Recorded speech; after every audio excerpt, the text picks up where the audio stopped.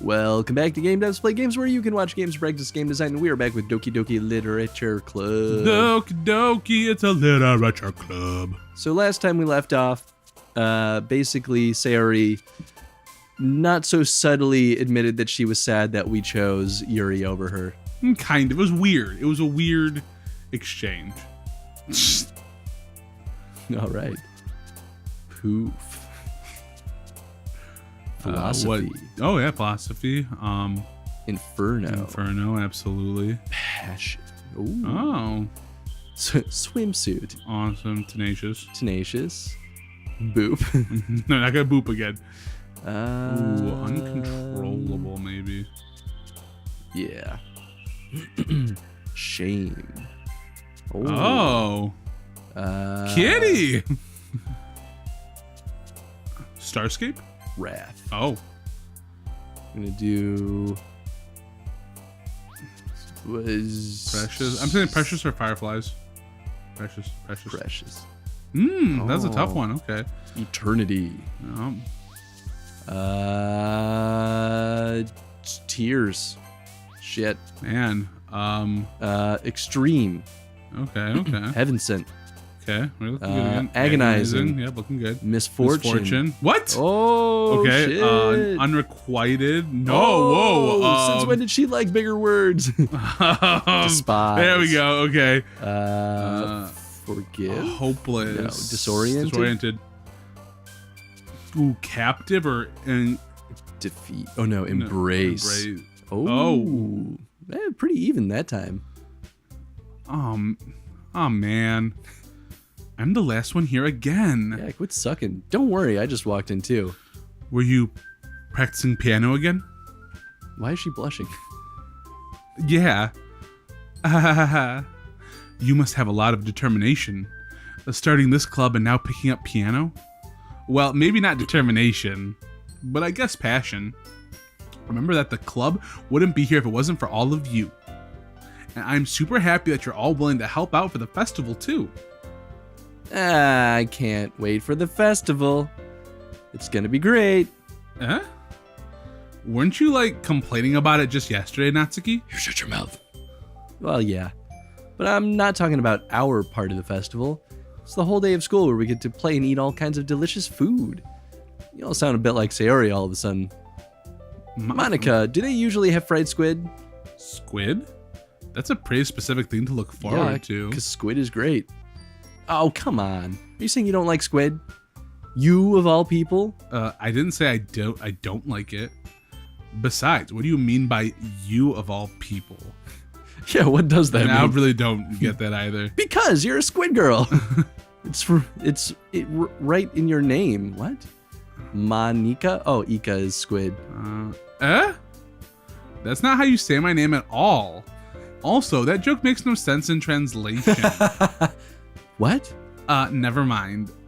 Let's just focus on the event for now, okay? Okay. Fine. Yuri's like, I'm here too. Your reactions aren't as fun as Yuri or Sayori's anyway. Excuse me? Where is Sayori anyway? Oh, there you are. I am in the desk. Sayori's sitting in the desk in the corner of the room looking down at nothing. I walk over to her. Hey, Sayori. I wave my hand in front of her face. You spacing out again? Sorry. Don't mind me. You can go talk to everyone else. Huh? Is everything alright? Of course. Why wouldn't it be? It just feels like you're a little off. Sorry for assuming things. Jeez, you worried too much about me. I'm fine, see? Sayori shows me a big smile. It's a load of Don't bullshit. let me distract you from having fun with everyone. Well, alright. If you say so.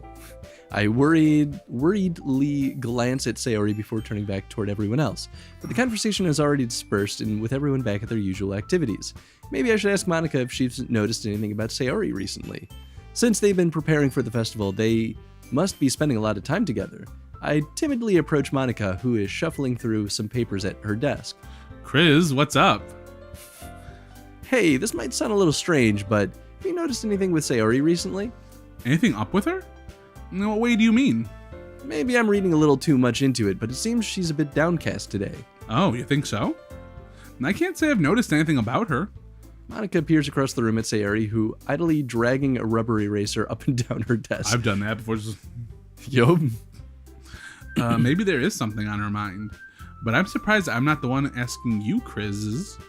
You certainly know her a lot better than I do. Yeah, but she's never really like this. She's always talked to me about stuff that bothered her.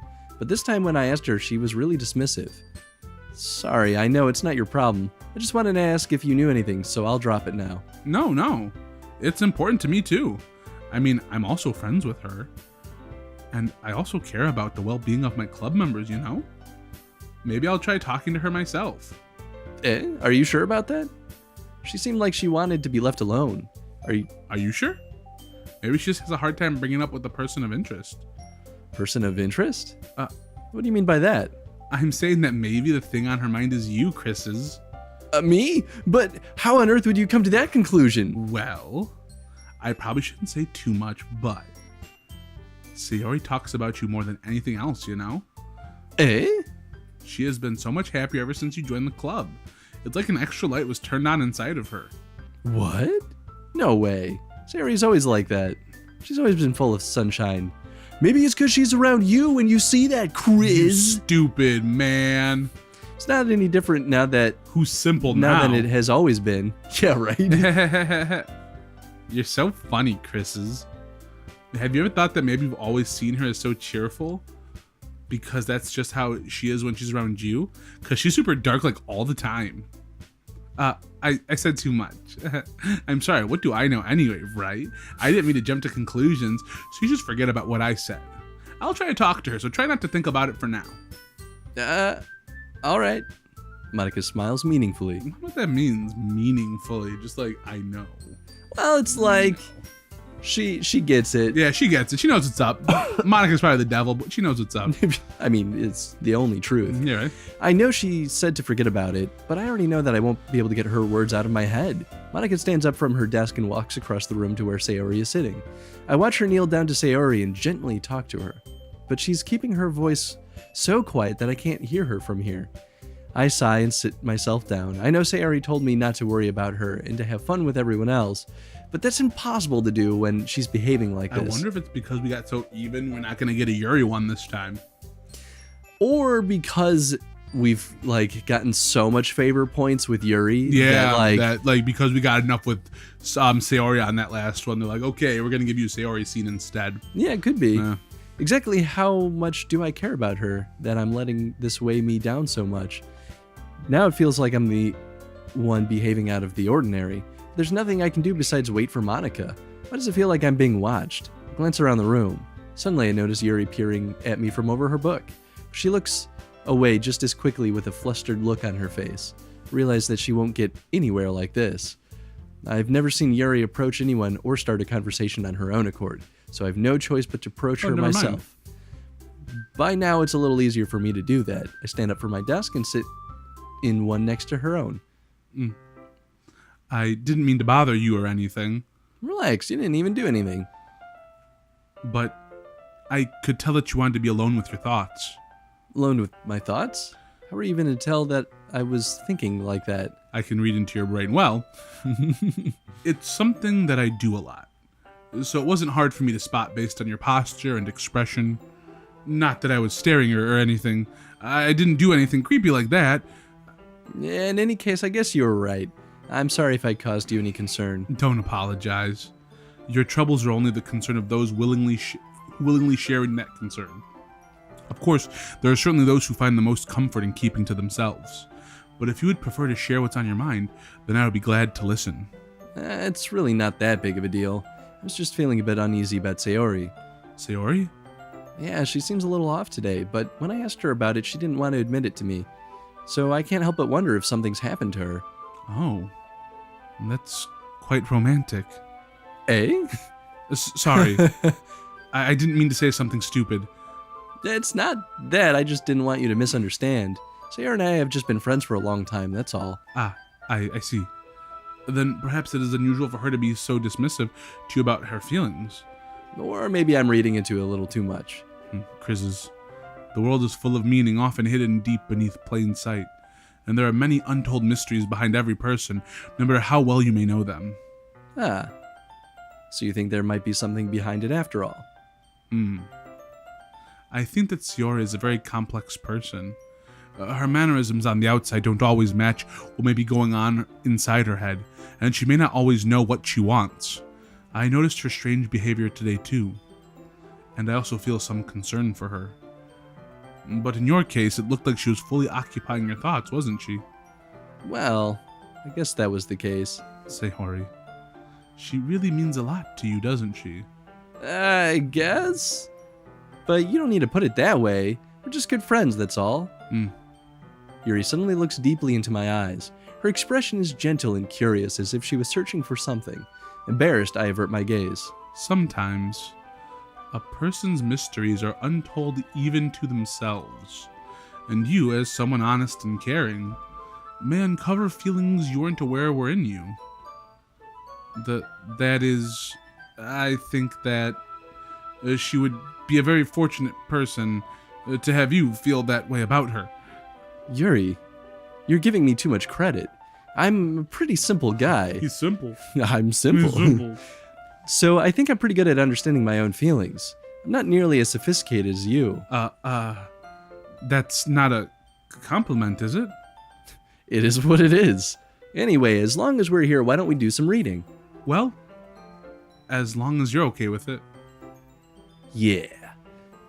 It should be taking my mind off this whole thing anyway. Oh, so getting snuggled up. ...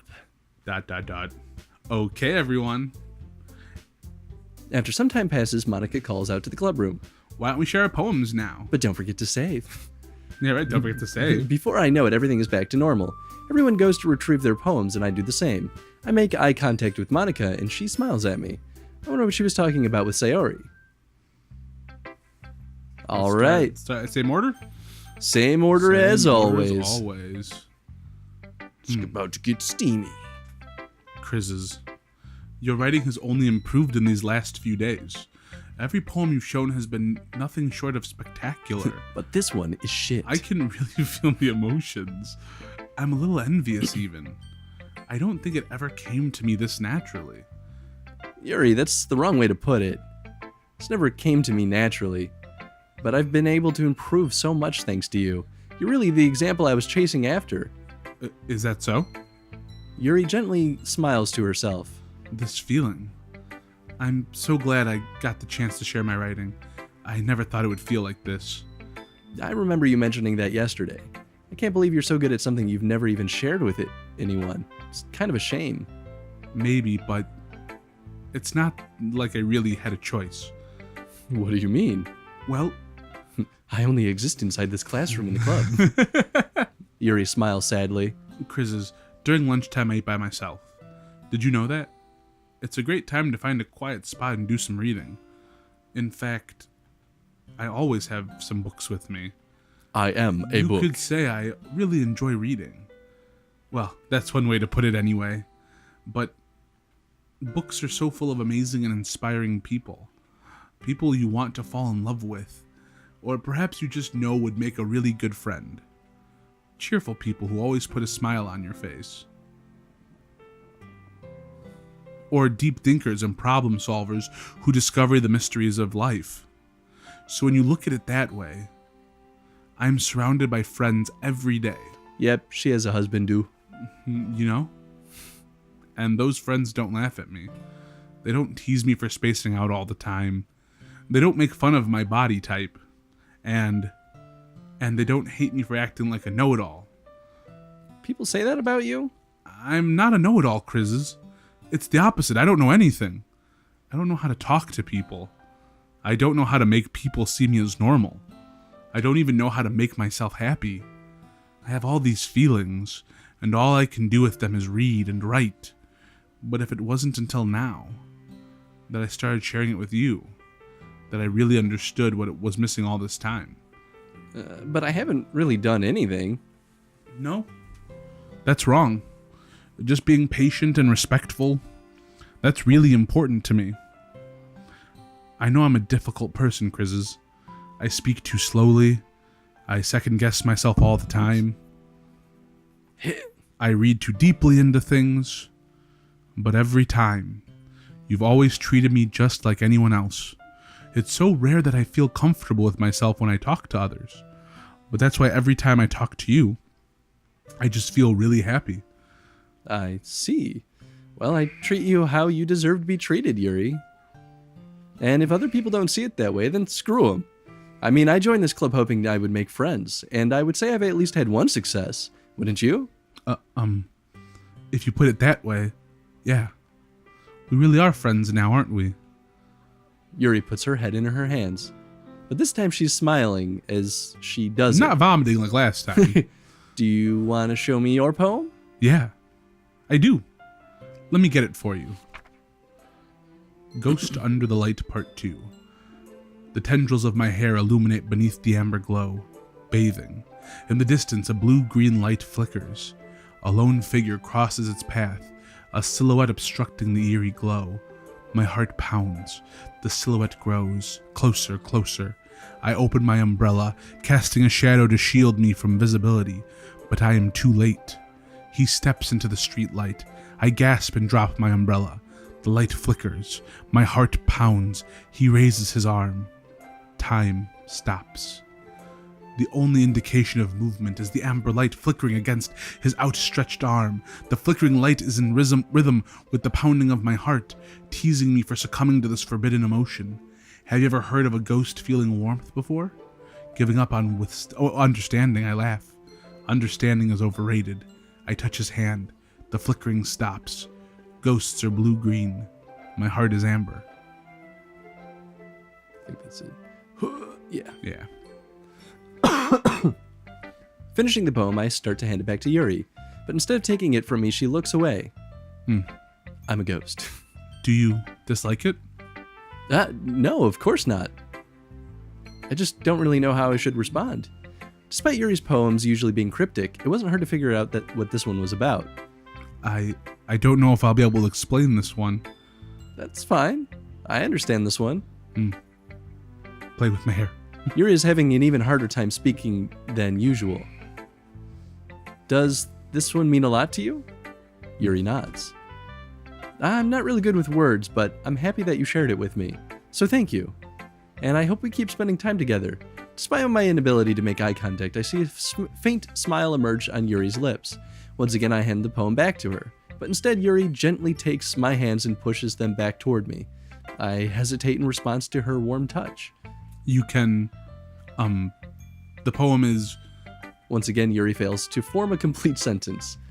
You mean I can keep it? Yuri nods. I'd love to. Again, Yuri faintly smiles as if she doesn't want me to notice. You always make me feel nice. I know I'm not good with people, but I hope that I can return the favor sometimes. Yeah, don't worry. I think you do a good job. Yuri finally turns back toward me. I guess we should move on before Monica says something, but I'm sure we can talk again later. Yeah, I'm sure we will. There's a lot of yeah, I'm sure about that. Yeah, right? It's like, are we not going to get this opportunity again? Yeah, right? With that, Yuri timidly smiles at me, and I stares at me, and I return to my seat so I can put her poem away. And that is time. Whoa. Okay. Whoa, question of the day. Question of the day. I don't know. Should we talk about Yuri's poems? Yeah, let's talk about it. And maybe how, this kind of Well, I think what we can talk about is, I don't know, almost like the correlation between our relationship and the poems that are being created. Yeah. Mm-hmm. That's kind of what I was thinking. So I don't know, I guess a good question to ask is how are they changing and growing because of the choices we're making in our own poems? Mm-hmm. And how is that reflected in the poems? And how is that reflected in the poems? Absolutely. So if you guys enjoyed this episode, please hit the like button and please talk about your favorite things in Doki Doki Literature Club. Obviously, let's avoid too many spoilers since the big twists haven't happened yet. And we'll see y'all in the next episode of Doki Doki Literature Club. Bye. See you guys later.